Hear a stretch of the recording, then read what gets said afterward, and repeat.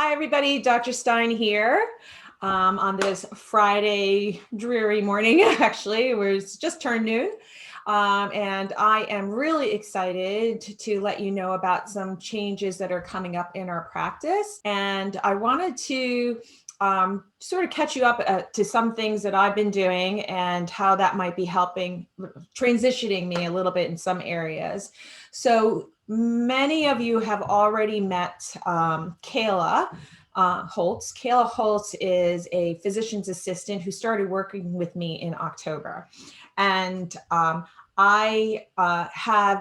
she's been really, really great. She's been helping me with scribing the notes and also learning functional medicine. So I've been mentoring her in that. And so we definitely need more functional medicine practitioners in the world. And so she's been coming along very well and everybody loves her. So someday you'll probably meet her if you haven't already.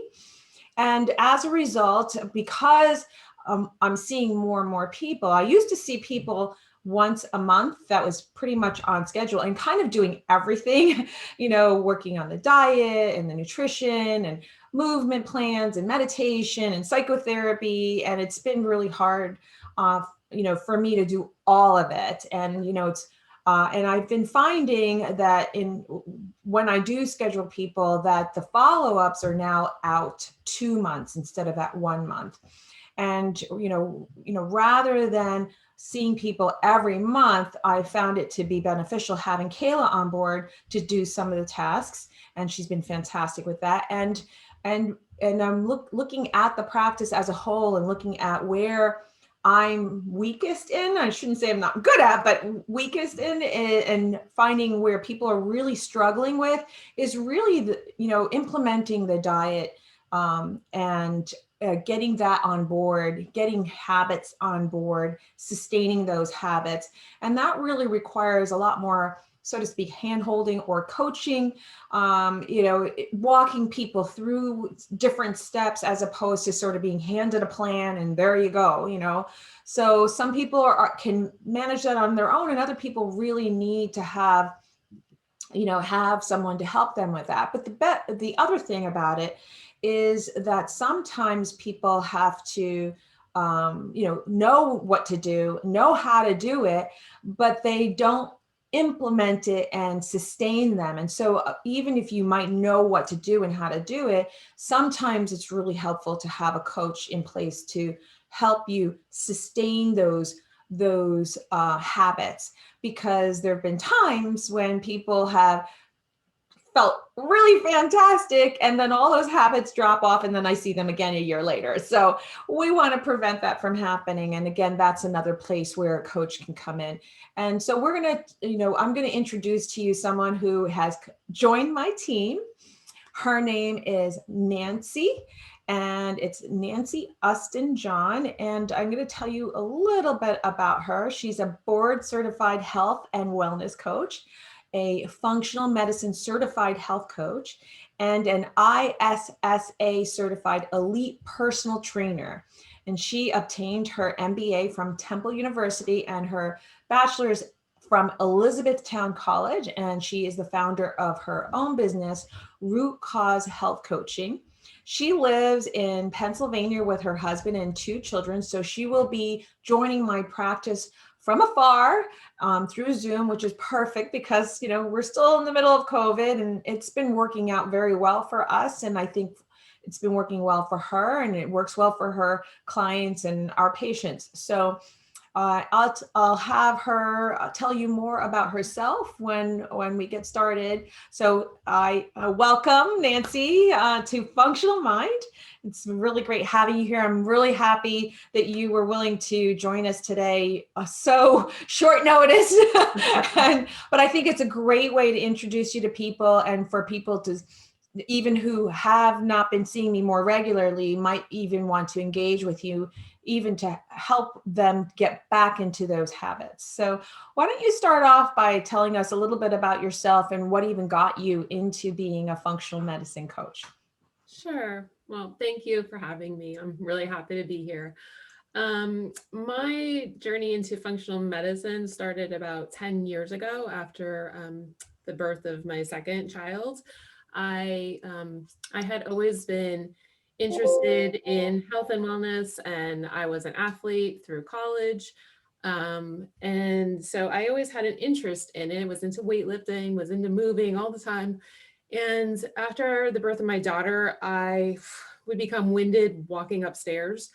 I started to experience brain fog and fatigue and couldn't find my words. My son was finishing my sentences for me.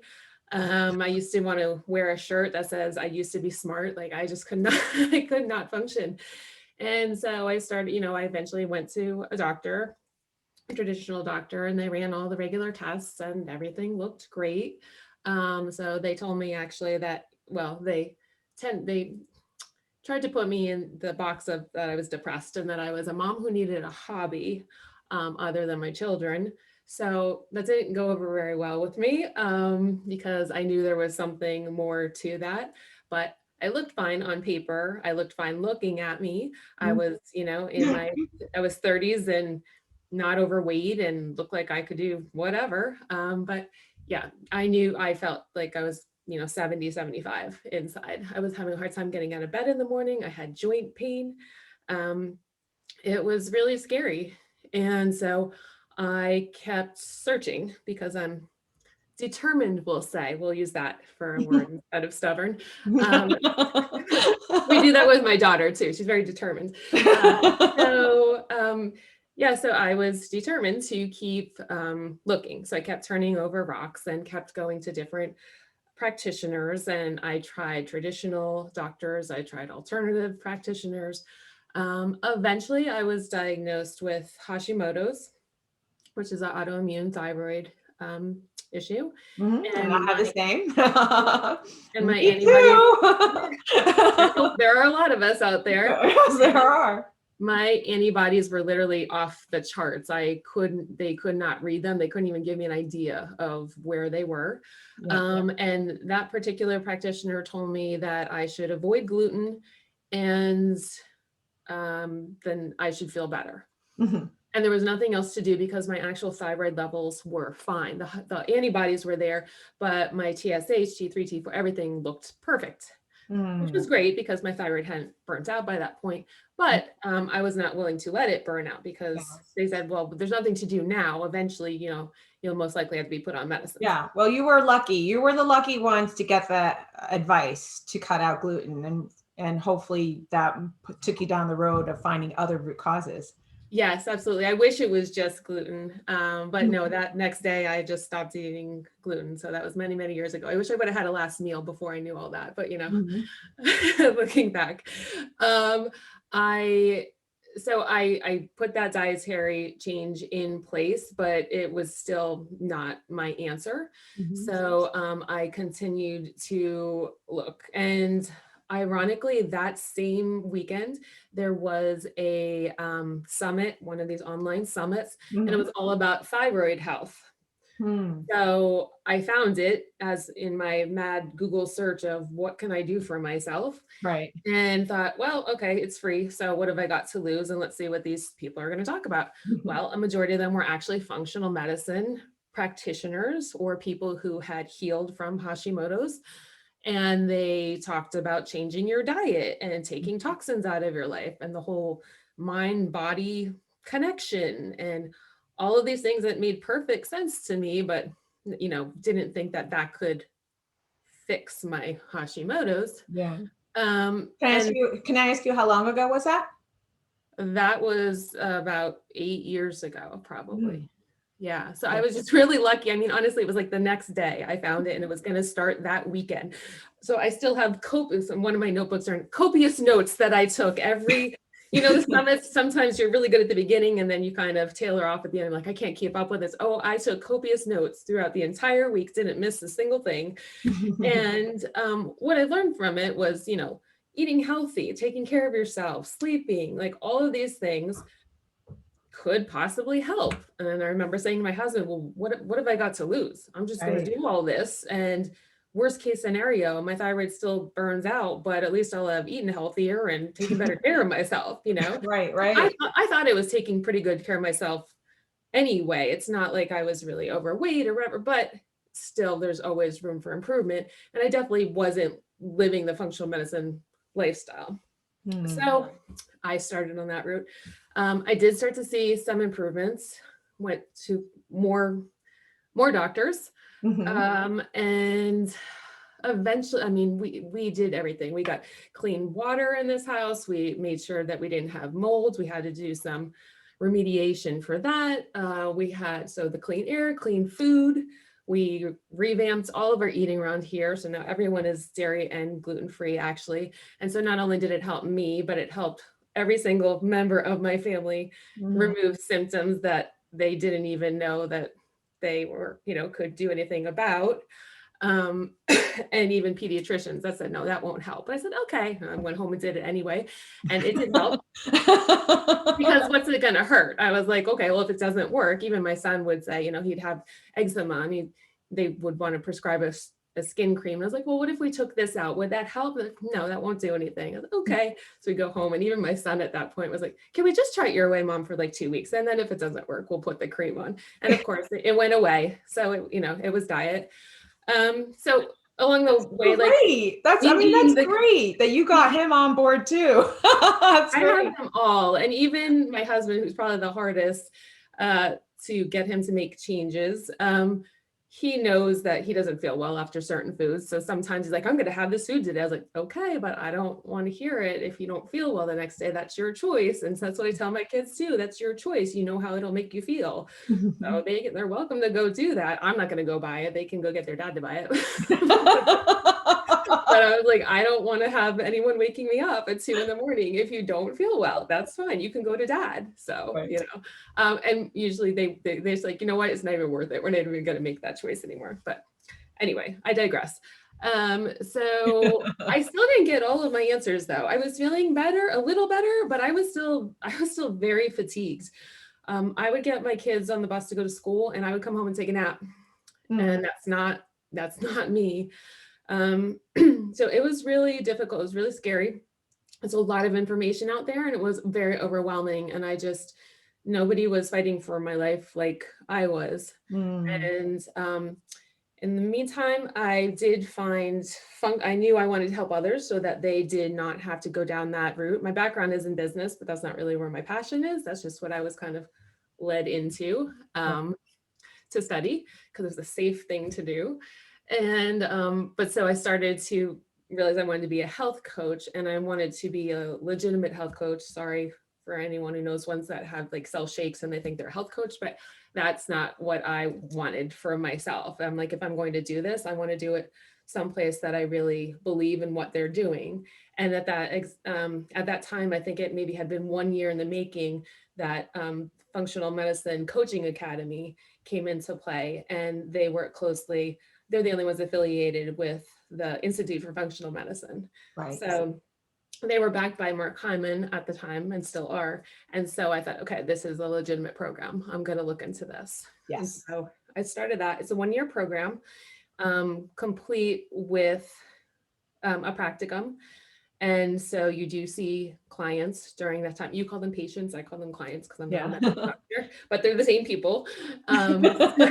It gets a little confusing, but yeah, so it was a great program and we learned the same way that a lot of the same courses that you would have taken for your functional medicine training. Some of them were the exact same courses, which is very advanced for people that don't have a medical background, but at least it gave us an overview of that. We also look a lot at character strengths of people and positive psychology and really the coaching aspect of it, learning where people are in behavior change. And anyway, I'm getting ahead of myself, but as I continued down that route, I still was not 100%. And so with every webinar and seminar that they gave and information, I kept saying, okay, this isn't me. This isn't matching up. I'm doing all this right, still not making sense. And eventually I was listening to a webinar about Lyme. And even though I had the Lyme test and everything came back negative, I had too many of the symptoms that were lining up with it. Right. So I took the questionnaire from Dr. Horowitz, who was the one who was giving the seminar. And there were way too many there were way too many flags on that I thought I can't officially cross this off my list.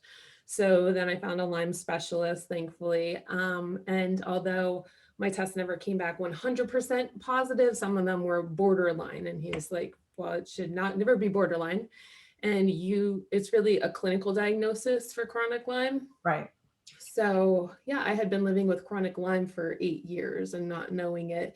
Right. And that's what triggered the Hashimotos, because once we began to treat the Lyme, the antibodies finally came to come down, and I could finally read them, which was just a godsend, because it was Right. driving me crazy that I didn't even know how bad it was, Right. Um, Yeah. Yeah. and So when did you get treated for the Lyme? that was about 3 years ago. I finished up about 2 years ago. Wow. Good for you. Yeah. That is, what a journey that's like 8 years you said, right? That was 8 years of my life. Yes. Oh, wow. Wow. Sometimes it does take that long because it is finding all the pieces and finding the right practitioners to help you put those pieces together. And so you know what it takes to be on Yeah, that journey. I appreciate people who have been on that journey, and I appreciated every practitioner that I went to. I did learn something about myself or about functional medicine or about medicine in general with each doctor or practitioner that I went to. It's just no one was able to give me the full picture. I wish there was a one-stop shop, because I was like, I am not a doctor. I should not be trying to figure this out. Right. And I learned a lot in those 8 years. Mhm. Sure, Yeah. sure. I'm sure it informed you on how to be a really good practitioner in the coaching sphere as well. And because now you know what it takes, but you also know what people go through, and you're able to be there with them during that whole journey. So that's really great. And I feel like the best practitioners and health coaches are the ones that actually have had their own health journey, and it is those conventional doctors that have to do that. It's usually somebody who has been in their family or themselves that have had significant issues in their mental or physical health, and they're just not getting the answers in the conventional world. And then they ultimately, once they learn what they've learned, they ultimately have to go, like, they have no choice. Like, you just can't you can't unsee what You you can't learned. unknow things once you Yeah. have them. I know. And I Yes, always you just tell can't. people, like, you know your body better than anyone else, because I'll talk to, moms at a baseball game, and they'll say, I just don't feel well, but my tests are fine. I'm like, listen, if you don't feel fine, you're the one inside your body. So keep digging. And then if they're not my client, I just say, here's some things you might want to ask your doctor about. And Right. just to push them in that path, because some of them are just resigned to thinking, nope, this is the way I'm going to feel. And I'm older and I do have kids. Right. And Right. Oh, hormones, and it's just going to happen. I'm like, but what if it's not? What if there's something else? So why don't maybe you might want to consider keep looking. right. Right. Yeah. Yeah. Plant little seeds. Yeah. Yeah. So why don't you tell us what it is that you would do in the very beginning once you meet with someone? Because the way we're arranging it, and what's really great is that the Functional Medicine Coaching Academy, because it's been affiliated with the Institute for Functional Medicine, they are all trained using the same forms that we do. So she's very familiar with all of the forms that and all of the meal plans that we use. I don't use one specific meal plan, but this is again where Nancy would come in, because she has this expertise in terms of the different meal plans, and will help to figure out what would be in your best interest. Certainly I would probably pick that, but we would work together and trying to communicating back and forth about how things are going, and maybe pivoting into a certain direction. But she's familiar with all of the intake stuff, and would be really a great I'm trying team member, I guess, is really the right word I'm trying to find, and because of the connection with the Institute for Functional Medicine. So anyway, yeah, how would you start with someone if once you get like their intake and their treatment plan from the very first visit? Where would you go first? Well, it all, it's not one size fits all. So Of course. obviously nobody Of course. is. Of So course. what I would look at after reviewing all their information and then talking, knowing what you want them to strive towards. And then when I meet with them, I also find out not only about them and about their likes and dislikes and kind of where they are ready to change, what's overwhelming to them, a little bit more about their personality. I can find out, we've been trained to meet the clients where they're at. Perfect. So my goal is, yes, to help you get them where you want them to go, but not everyone is willing to go 100% there at the beginning. Of course. And so, if someone has been eating the standard American diet for years and all of a sudden they're asked to give up gluten, dairy, and sugar all at once, they might not even know what gluten is. And so it depends. Does that client even understand what gluten is and what foods it can be found in? Or are they more advanced? They're like, well, I'm already dairy and gluten free, but something else is going wrong. I don't know how I can. I found out I have to take eggs and nuts out of my diet. So I have no idea where I'm going to get my protein from. Like, what would that look like?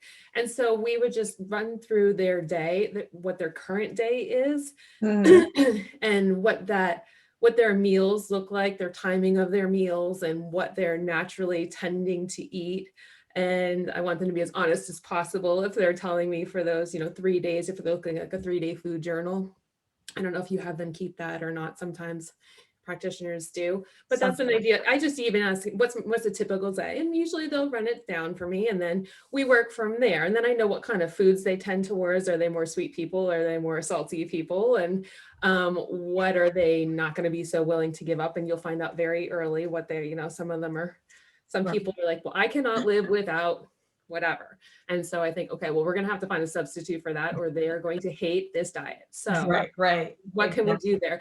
Because the point is an elimination diet is short term, but we're really looking for long-term lifestyle change.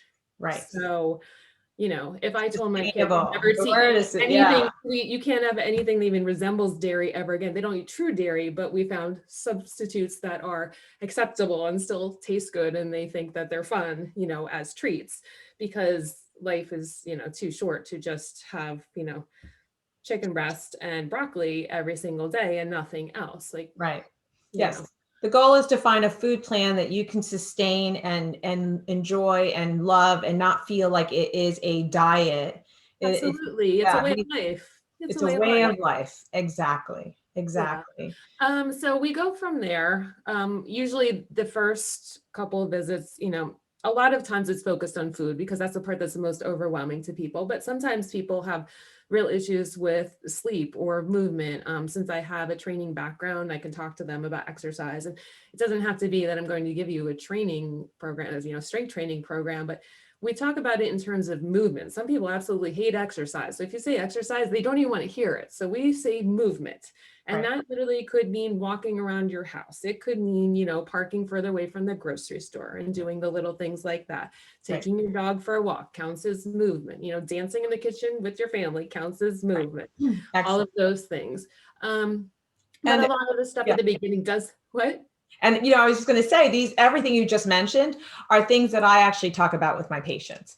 And so finding different types of movement. So in the plan is some suggestion to start with, but then they don't see me now for another 2 months. So, it's really, filling that void that has now occurred. And that's where it's like people are sort of falling off the tracks or feeling overwhelmed or feeling like, okay, I don't know what to do, or they just don't have the back and forth conversation that's sometimes necessary in order to sort of coach them and cheerlead and, good job kind of thing. Absolutely. That's what a Yeah. coach is there for, to encourage and support them along the way. And, by finding out their interests, I get more time with them than you do specifically, just that's the one thing that I can offer them that you can't, because you're trying to do 5 different things in the time that you see them. Whereas I think I see, okay, here's your treatment plan. I have 1 hour with you. Where would you like to start on this? This is what Dr. Stein would like you to work towards. Which one of these would you like to dive into first to see where their interests are? Right. Because starting somewhere is more important than not starting at all. So we start there. And I also find out, what are they interested in? When they were little, did they love to swim? And now they haven't gone swimming in 30 years. Okay, well, do you belong to a local Y, or is that something that could interest you? And, Right. I get more time to dig a little bit and to see what they're interested in.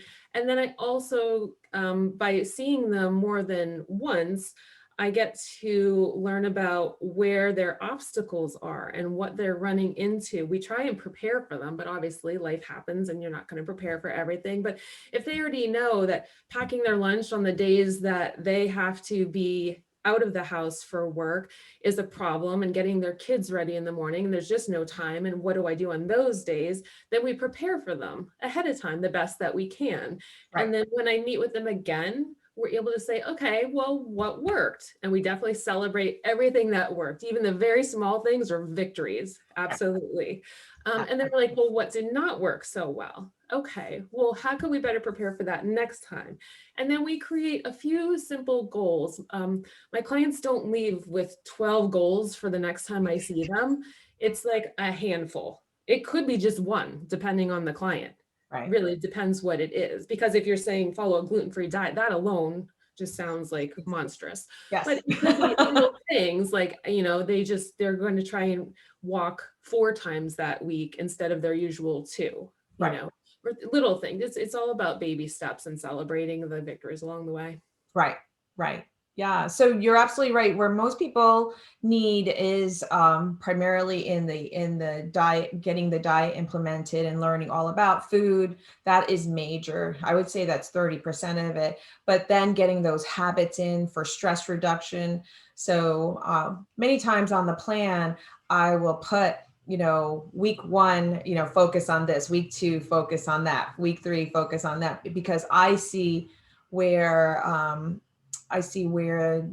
like putting certain things on the front burner first. Like sometimes I'll say, stress reduction absolutely has to be on the front burner, because if you're in fight flight and and stuck there, you're not going to digest your food. So it doesn't matter how healthy your food is if you're not going to be able to calm yourself down. So I sometimes say stress reduction, front burner, first week, you got to put that in place. So you're right that everybody's different, and I can start the plan. And I think having someone in between my sessions to help implement the plan is going to have you really be very, very successful in meeting your goals and getting healthy much, much faster than just by yourself. And so the other place where I see people having issues is once we do what we call a kill phase. So we, at the first visit, we usually order blood work and a stool test and a urine test. And there's always these, microbes that we want to provide antifungals, antimicrobials, or, to shift that microbiome and really remove that burden of pathogens. And generally people are pretty square on the diet at that point and settled on having a certain food plan. I hate to use the word diet, but it's just stuck in my head. Having a food plan, squared away by that point, and then they're really focusing on the kill phase. And so they might need to pull out sugar if we're going to be removing candida. But then once the kill phase is over, then it's going back to reintroducing those foods. And in fact, I got a message on the portal from one of my patients saying, I started reintroducing these foods and I started getting these symptoms. Like, what do I do now? And so again, I don't have the ability to really walk through people. And that's where a health coach comes in, where reintroducing those foods can be daunting for some people and scary as well, because Absolutely. what's going to happen? Am I going to get sick again? And so having someone there to talk to through that and figuring out what to start with, then what's next is really, really helpful, I believe. Yeah, I've obviously experienced that myself as a patient, and I was on an autoimmune paleo, which is even more strict than the elimination diet for 2 years, and Mhm. I could not get off of it because all my symptoms would flare. So I feel the pain of the elimination diet, but I know the value of it. And I think one of the interesting things is that people don't necessarily, and this was the case for myself as well. I did not experience symptoms right after I ate. Oh, how I wished that I would experience a symptom right after I ate, because then I would know right away, oh, I have a headache. I don't do well with corn. I don't know. But no, I was maybe 2 days delayed in any type of reaction. And Mm. my reactions weren't very strong. A lot of people, they go on the elimination, from what I've seen, they go on the elimination diet and then they will put a food back in. We only put one food back in at a time, like one food every 2 days. You can try it that way, 2 to 3 days. So if you took out, everything for the elimination diet and then you wanted to try put eggs in, you would actually have eggs a couple times during that first day, Mhm. because you don't just want to be like, your body's like, oh, did I get an egg or not? Your body wants to know, like, oh, I got an egg. And then we're going to see what happens. Right. Because what's interesting is, first of all, some people don't realize all the symptoms that can be food sensitivities. So they think it's just a GI issue. So they Mm. think, well, if I'm going to the bathroom normally and I'm not bloated and I'm not Right. gassy, then I'm fine. I don't have a problem with it. Okay, well, are you sniffling all the time? Do you have sinus issues? Do you have eczema? Like, Right. did your asthma kick in? Like, how are your joints? Are you really tired? Yeah. Are you really moody? Like, I mean, I used to cry. This will sound crazy, but I used to cry after I had peppers, like Mm. the next day, because everything in my body was so inflamed. Right. And I couldn't explain it, but I definitely noted it. Mm. So people have to really look at all of the possible symptoms. And that's, I think, one of the things that we can track with the IFM Right. handouts, that it's not just GI issues. So that's one thing I Exactly. really try and tell people, like, you have to just listen to your body. Your body is telling you. It's just, we like to ignore it because maybe we really like that food and we don't want that to be the problem. So that's one thing I see. And the other thing I see is sometimes people put things back into their diet and they think, oh, well, I didn't feel great, but my body just has to get used to it again. I'm like, Mhm. no, no, no, no, no. That's not how it works. What happened was, you took it out of your body. Your body said, thank goodness you got the message. I didn't like that. And now you put it back in, and your body's going to yell at you even louder because it's saying, I thought I told you that I didn't like that food and you didn't get the message.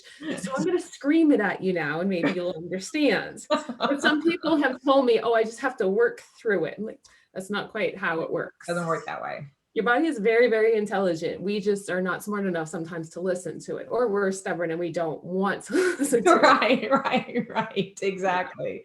Yeah, and everybody has to walk that journey on their own, and when they're willing to really let it go, and that alone is going to take some time for some people, depending on what it is, you And know. some people do have a very minor symptom that comes up.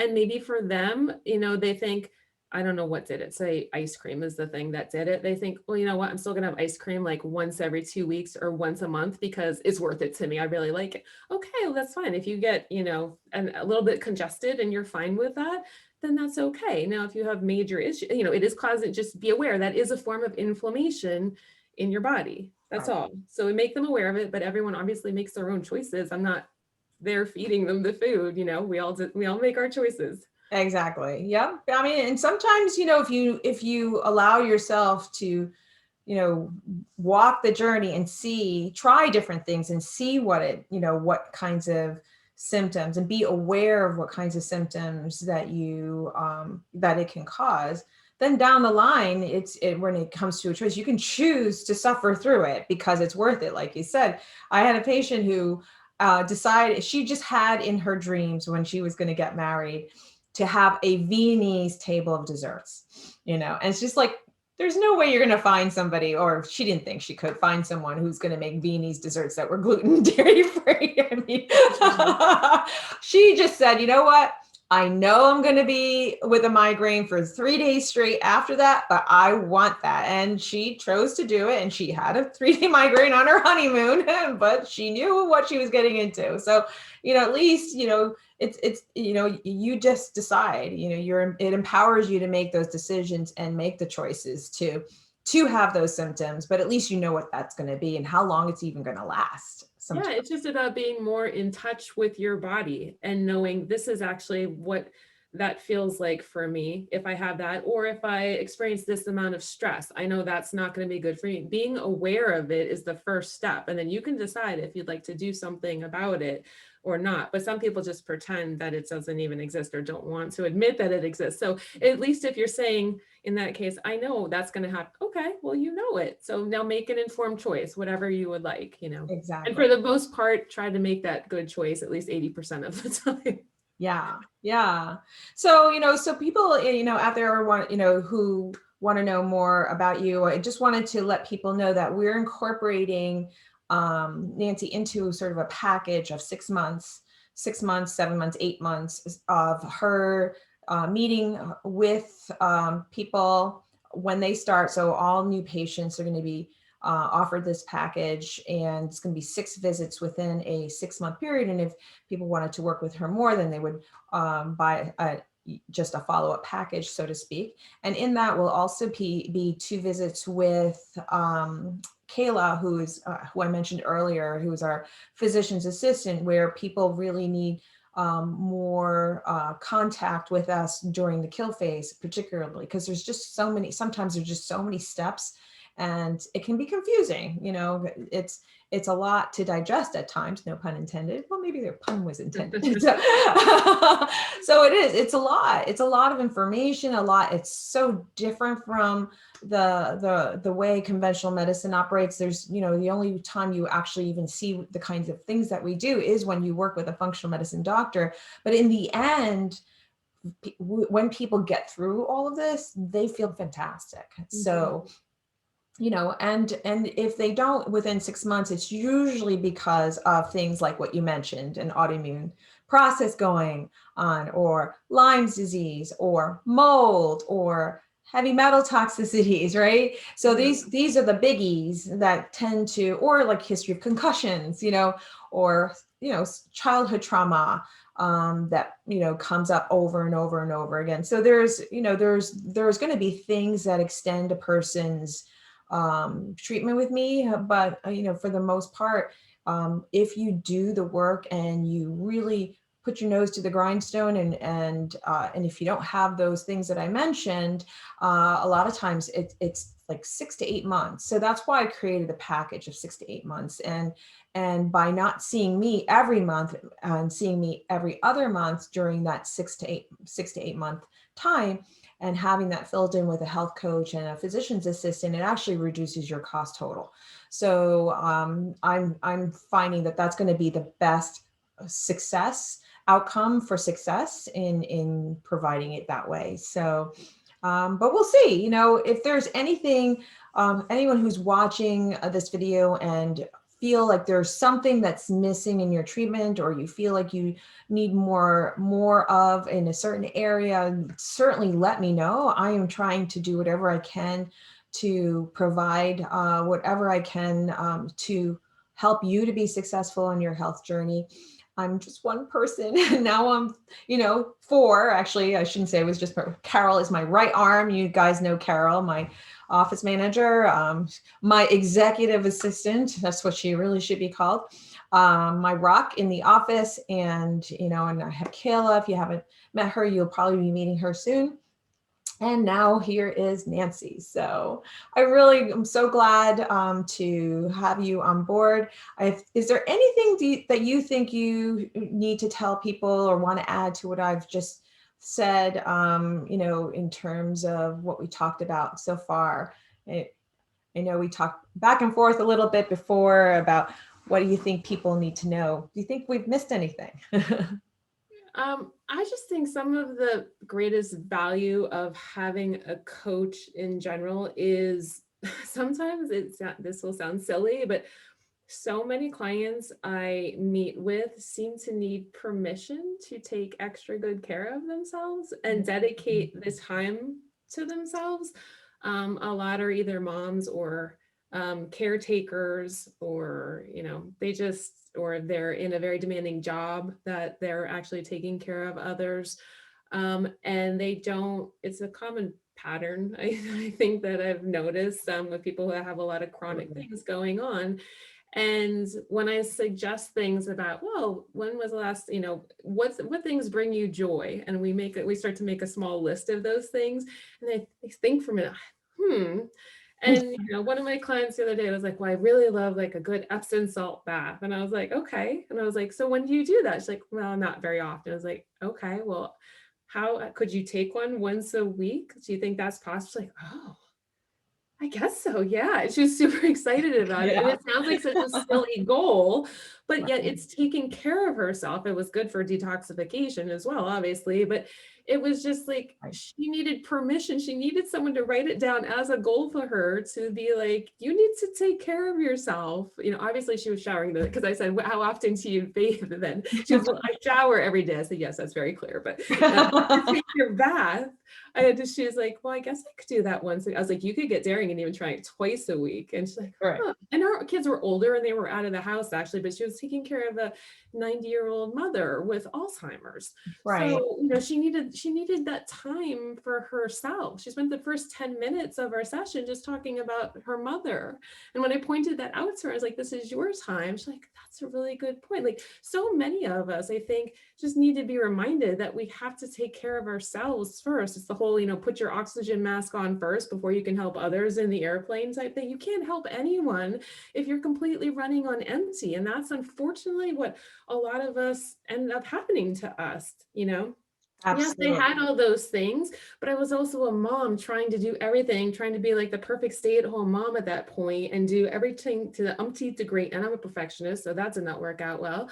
And so I just completely burnt myself out. Plus, I had underlying health things, and that flipped the trigger, that flipped the switch of the autoimmunity. It was in me, but it wouldn't necessarily got flipped if all of those, it was the perfect storm of all that together, plus hormones and having a child and everything. But the point is, like, it made me reevaluate everything. I don't live anything like I used to, 10 years ago, because I was forced not to. I was forced to change. And it was really just the biggest blessing because I live and my family lives so much healthier now. My mindset is so much healthier. I'm still working on the perfectionist thing, but I'll get there maybe one day. I Um, know. but I have another patient who says, I'm working on going from AAA plus to just A plus. But I'm just saying, like, those little things, if I would have never gotten sick, I wouldn't have appreciated all of the smaller, beautiful things of just, when I couldn't be active, I was still able to read with my kids and snuggle with them. And so instead of being like, okay, I'm going to take you here and here, we're going to do all this, like, I'm like, mommy doesn't feel well today. Like, let's just like read together on the couch. Like, it just puts your perspective, like completely flips it on you. But anyway, going back, Yeah. like, I think it just sometimes just allowing that person to know that they are important, they are worth it as much as anyone else. Right. And, they're, and also if I can bring them hope, because I've been where a lot of these people are, and I know what that feels like, and it's not fun, and it's scary, and it can be lonely. And I never want anyone to feel that way. Right. Yeah. I mean, I think it's perfect. Yeah. And you bring up a great point. A lot of times people don't really, they'll start investing the money and the time, but it is really drilling down and really putting the nose to the grindstone for a period of time and getting those habits in place so that you can sustain a lifestyle. But it is getting past that barrier of, am I being selfish or am I self-care? There is this confusion like, oh, I'm feeling selfish. Like, no, it's self-care. This is what I should have done a long time ago, so I wouldn't have ended up here, so, and some of it is just unknown because it is, the American culture and the American standard diet. And, we're advertised all sorts of things that we don't really realize aren't good for us. But I think once you get past that and sustain those habits, it is getting past the emotional barriers that kind of prevent us from moving forward as well. So you bring up an excellent point. I'm really glad you brought that circled all the way around to self. Yeah, that's great. Yeah. So I look forward to working with you and also meeting the rest of my team more casually and going from there. All right. Awesome. I'm Thanks. looking forward to it too. Yeah. All right. Thanks for coming and take care. If you are interested, even if you are seeing Sally, or I should have mentioned this earlier, if you're seeing Sally, or if you've been seeing me for a while, you're certainly welcome to inquire about working with Nancy as well. So you don't have to get the whole like front pack. It's really the package that I was talking about were for new patients, but people can work with Nancy even if they've been working with me for a while. So don't feel like you're excluded. Sometimes people need to get back on track with certain things, and it's nice having someone to work with in making that happen. Okay, take care, everyone. Bye Thank you. bye. Bye-bye.